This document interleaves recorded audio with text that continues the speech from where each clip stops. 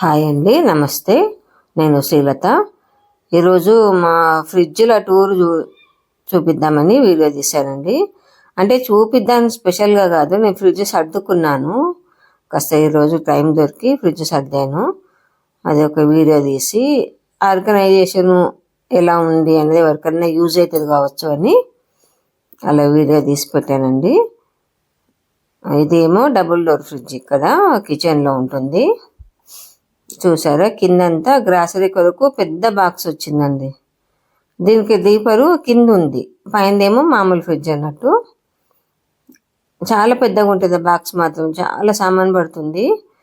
అలా సెల్ఫ్లలో ఎప్పటికీ ఇవే బాటిల్ వాడుతుంటాను, అవే డబ్బాలు. అవి అయిపోయిన కొద్దీ మళ్ళీ సామాన్ నింపుకుంటూ మళ్ళీ పైన పెట్టుకుంటాను ఊరికే. ఎందుకంటే కవర్లలో ఏమున్నాయో మనకు తెలియదు కదా, ఇట్లా ఓపెన్గా కనపడే వాటిల్లో పెట్టుకుంటే మనకు ఈజీగా ఉంటుంది. ఇప్పుడు కాలంలో పప్పులైనా ఏవైనా కూడా బయట పెడితే ఉట్టిగానే పురుగు వచ్చేస్తున్నాయి కదా. నేను అందుకే అన్నీ కూడా 2 ఫ్రిడ్జ్లనే రెండిట్లో అన్నీ సర్దేసి పెడతానండి. బయట ఓన్లీ షుగరు, టీ పొడి, కాఫీ పొడి, బియ్యము, చాలా తక్కువ వస్తువులు ఉంటాయి. మిగతా అన్ని ఫ్రిడ్జ్లనే పెట్టేస్తా. ఎందుకంటే ఊరికనే పురుగు వచ్చేస్తున్నాయి. వాటిని ఊరికే బాగు చేయించడం, ఎండబెట్టడం, అదంతా టైం కూడా ఉండదు కదా.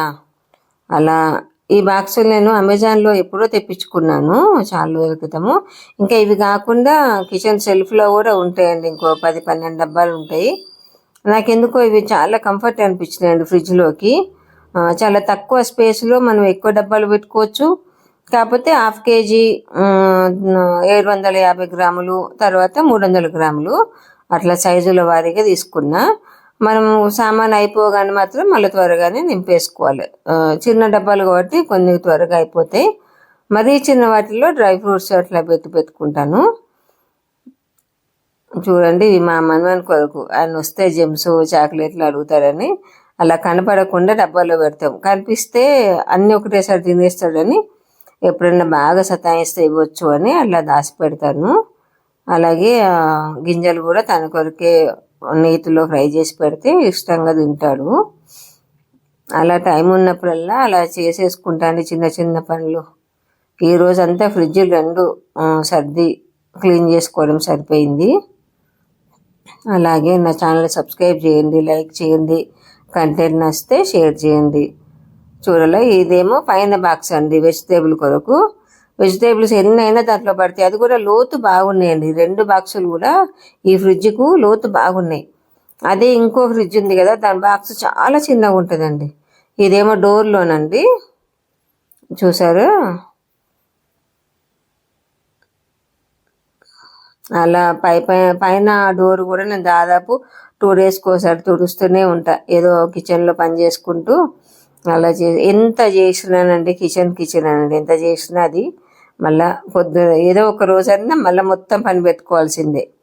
చూసారా, ఈ ఫ్రిడ్జ్ ఏమో ఇంకో గదిలో ఉంటుంది. దీంట్లో ఎక్కువ పచ్చళ్ళు, పసుపు, చింతపండు, కారపొడి, అలా నిల్వ ఉండే వస్తువులన్నీ ఇందులో పెట్టుకుంటాను.